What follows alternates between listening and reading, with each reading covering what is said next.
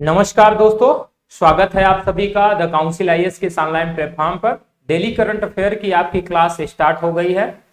यह हमारी जो क्लास है एमआईक्यू क्वेश्चन की सीरीज चल रही है, जो यूपीएससी, यूपीपीसीएस और अदर स्टेट पीसीएस के साथ साथ अन्य प्रतियोगी परीक्षाओं के लिए इंपॉर्टेंट है। तो आप लोग इसमें जल्द से जुड़ जाएं और प्लीज आप अगर नए हो तो चैनल को सब्सक्राइब कर दें और प्लीज वीडियो को शेयर भी करें। और इस क्लास पर आधारित आपको जो है, ये जो हमारी क्लास चल रही है, इसी क्लास पर आधारित आपको जो है इसका पीडीएफ आपको मिलेगा, मैगजीन मिलेगी, जो हमारे द काउंसिल सिविल सर्विसेज के टेलीग्राम चैनल पर आपको उपलब्ध हो जाएगा। टेलीग्राम का चैनल का जो लिंक है वो डिस्क्रिप्शन बॉक्स में दिया हुआ है, आप वहां से जा सकते हैं, या तो आप द काउंसिल सिविल सर्विसेज के नाम से टेलीग्राम पर सर्च करते हैं तो हमारा टेलीग्राम चैनल मिल जाएगा। तो आज की क्लास शुरू करने से पहले आपके लिए एक सूचित कर देता हूं कि हमारे यहाँ 24 मई शाम 4:30 बजे से ऑफलाइन बैच स्टार्ट हो रहा है। यह सामान्य अध्ययन का ऑफलाइन फाउंडेशन कोर्स है, जिसमें प्रीलिम्स और मेंस की तैयारी यूपीएससी और यूपीपीसीएस की हो रही है। अदर स्टेट पीसीएस के साथ साथ जो अन्य लोग अदर स्टेट पीसीएस में की तैयारी कर रहे हैं वो भी इसमें शामिल हो सकते हैं। तो लगभग यूपीएससी की तैयारी करने वाले हर लड़के में, हर स्टूडेंट्स में दोनों चीजों की तैयारी का वो बता है कि वो पीसीएस का भी आईएएस की तैयारी करते हैं, तो इसलिए इसको फाउंडेशन कोर्स लॉन्च किया गया है। तो 24 मई शाम 4:30 बजे बैच स्टार्ट हो रहा है। और इस बैच जो स्टार्ट हो रहा है, सबसे पहले तो इसमें एक निःशुल्क सेमिनार 24 मई 4:30 बजे रखा गया है।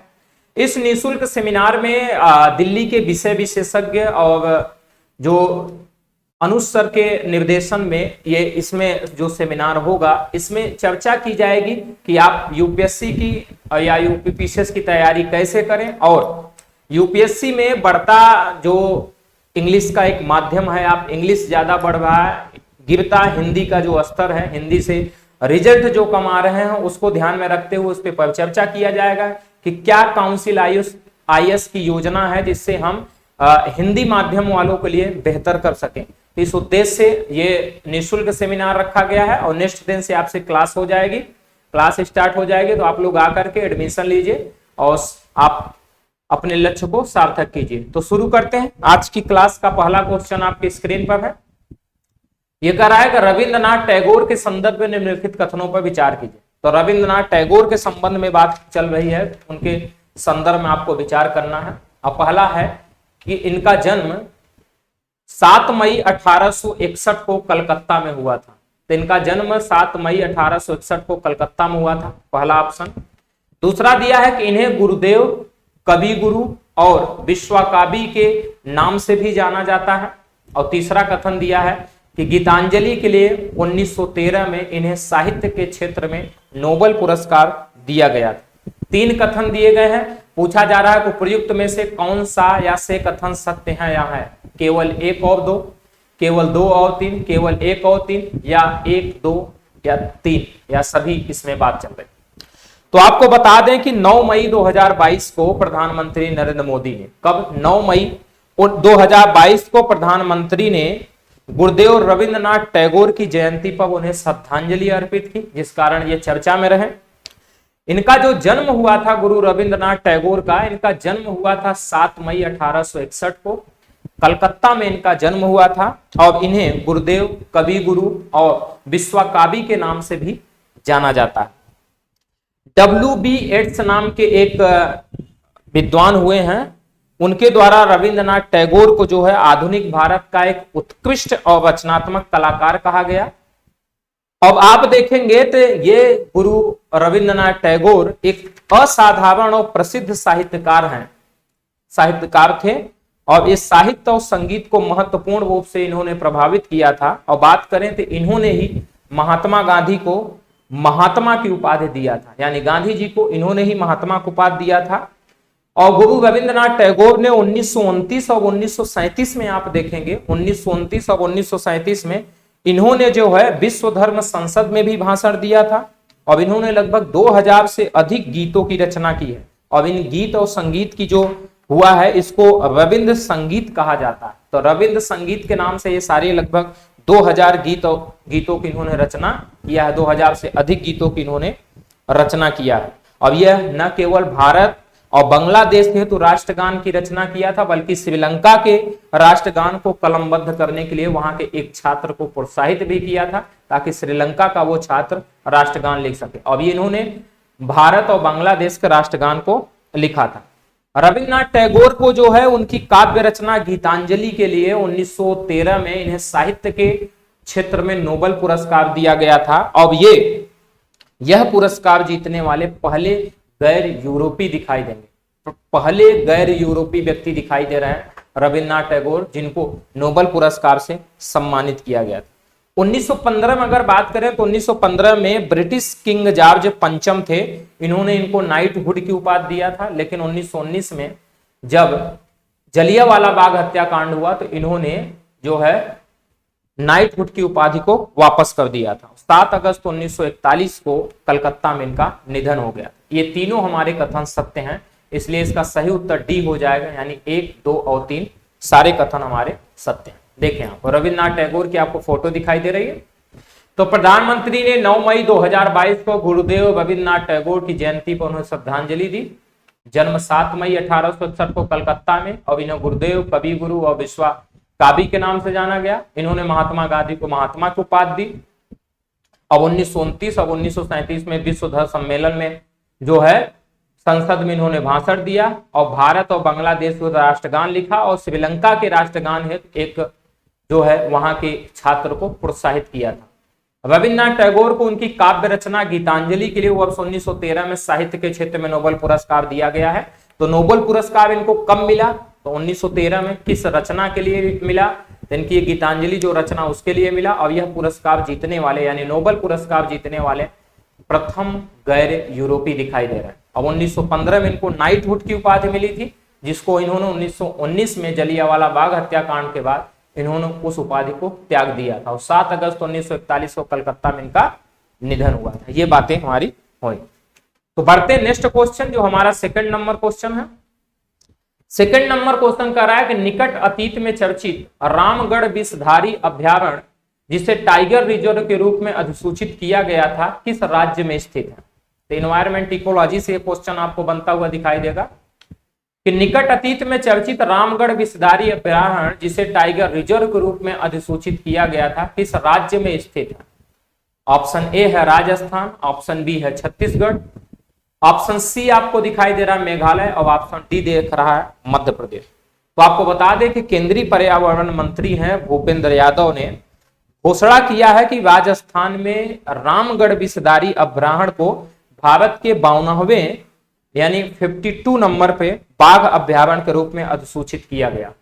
तो ये राजस्थान में रामगढ़ विषधारी अभ्यारण्य है, जिसको 52वां टाइगर रिजर्व के रूप में बाघ अभ्यारण्य के रूप में अधिसूचित किया गया है। अब यहां आप देखेंगे तो राजस्थान में रणथंभौर, सरिस्का और मुकुंदरा के बाद यह राजस्थान का चौथा टाइगर रिजर्व दिखाई देगा। पहले पे कौन आप देखेंगे? रणथंभौर, सरिस्का और मुकुंदरा, ये 3 अन्य हैं। और चौथे पे आपको ये दिखाई दे रहा है रामगढ़ विषधारी अभ्यारण्य। इस तरह से आप देखेंगे तो इसका सही उत्तर आपको ए दिखाई दे रहा है, यानी राजस्थान। और अगर इस विषधारी अभ्यारण्य की बात करें तो इसमें आप देखेंगे भारतीय भेड़िया, तेंदुआ, धारीदार, लकड़बग्घा, स्लॉथ बेयर, सुनहरा सियार, चिंकारा, नीलगाय, लोमड़ी, ये सब जानवर यहाँ पर आपको देखे जा सकते हैं। तो इसका सही आपको उत्तर मिल गया ए, यानी राजस्थान। देखिए ये आपको एक फोटो दिखाई गई है जो रामगढ़ विषधारी अभ्यारण्य है। तो केंद्रीय पर्यावरण मंत्री भूपेंद्र यादव ने घोषणा की कि भारत में राजस्थान में रामगढ़ विषधारी अभ्यारण्य को भारत के 52वें बाघ अभ्यारण्य के रूप में सूचित किया गया। तो ये भारत का 52 नंबर पर बाघ अभ्यारण्य आपको दिखाई दे रहा है। लेकिन अगर ये राजस्थान के क्षेत्र में आप देखेंगे तो राजस्थान का यह चौथा टाइगर रिजर्व आपको दिखाई दे रहा है। तो एक आपको आप उसमें दिखाई देगा राजस्थान में रणथंभौर, सरिस्का, मुकुंदरा, ये 3 अन्य हैं। और चौथे पर जो दिखाई आपको दे रहा है ये आपको चौथा टाइगर रिजर्व दिखाई दे रहा है, रामगढ़ विषधारी अभ्यारण्य। अब राष्ट्रीय बाघ संरक्षण प्राधिकरण की बात करें तो इसने पिछले साल रामगढ़ विषधारी जो अभ्यारण्य था उसको बनाने के लिए जो है वन्यजीव अभ्यारण्य को बाघ अभ्यारण्य बनाने की मंजूरी दिया था। और इस बाघ अभ्यारण्य की जो बात चल रही रामगढ़ विषधारी अभ्यारण्य की, इसमें आप देखेंगे तो भारतीय जो भेड़िया हैं और तेंदुआ है, धारीदार, लकड़बग्घा है, स्लॉथ बेयर जो है, सुनहरा सियार है, चिंकारा है, नीलगाय है, लोमड़ी है, ये सब इसमें जंगली जानवर आपको देखने को मिलेंगे। तो इस तरह से ये चर्चा में रहा। तो ये इन्वायरमेंट इकोलॉजी से संबंधित क्वेश्चन है और अभ्यावरण पे बहुत सारे क्वेश्चन पूछे ही जाते हैं, तो आपको वहां पे ध्यान देना होगा। तो बढ़ते हैं नेक्स्ट क्वेश्चन की तरफ, जो हमारा 3rd नंबर क्वेश्चन है। ये कह रहा है कि हाल ही में रक्षा मंत्री द्वारा लॉन्च किए गए सूरत और उदयगिरी क्या हैं। तो पूछा जा रहा है कि रक्षा मंत्री द्वारा लॉन्च किए गए सूरत और उदयगिरी क्या है। ऑप्शन ए है सैटेलाइट, बी है युद्धपोत और सी है ऐप और डी है इनमें से कोई नहीं। तो जैसा कि रक्षा मंत्री ने इसको लॉन्च किया तो उसी से समझ में आ जा सकता है कि यह सूरत और उदयगिरी एक युद्धपोत है, यानी यह एक युद्धपोत है। तो राजनाथ सिंह ने, जो रक्षा मंत्री अपने यहाँ के राजनाथ सिंह हैं, मुंबई में दो युद्धपोत सूरत और उदयगिरी को लॉन्च किया है। तो ये सूरत और उदयगिरी को लॉन्च किया है इन्होंने मुंबई में, जबकि ये दोनों आप तो देखेंगे तो इसको मुंबई में लॉन्च किया गया। अब यह पहली बार है जब दो स्वदेशी रूप से निर्मित युद्धपोतों को एक साथ लॉन्च किया जा रहा है।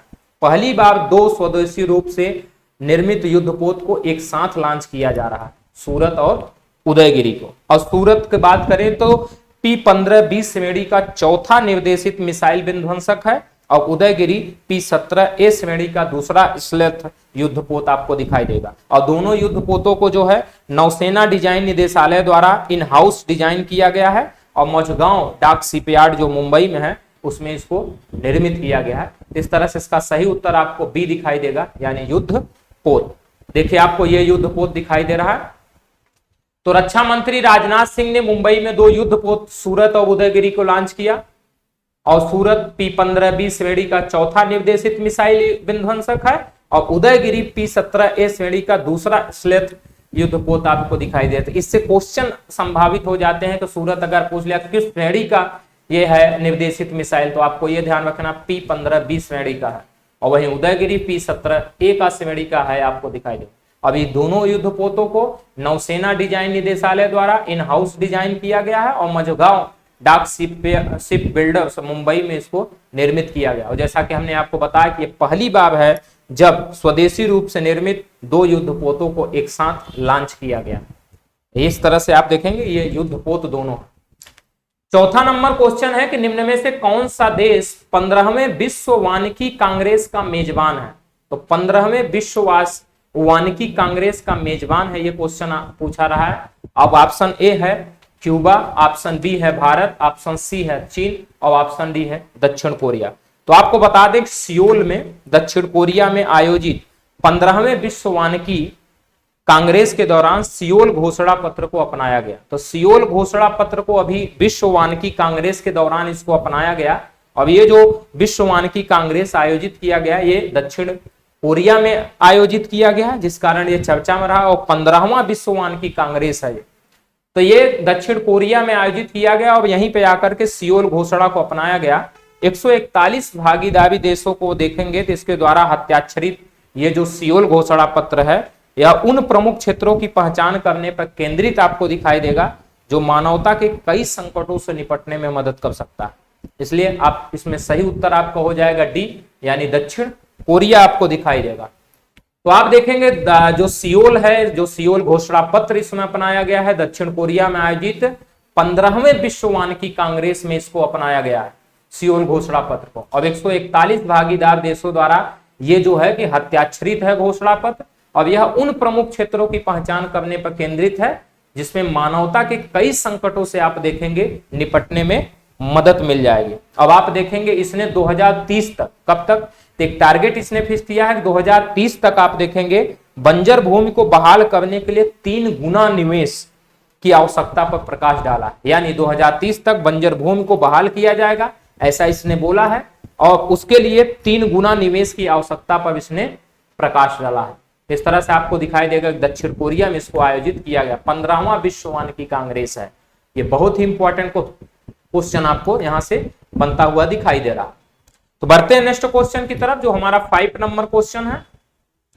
यह कह रहा है विश्व बैंक ने श्रेष्ठ परियोजना को लागू करने के लिए किस राज्य को $350 मिलियन की मंजूरी दी है।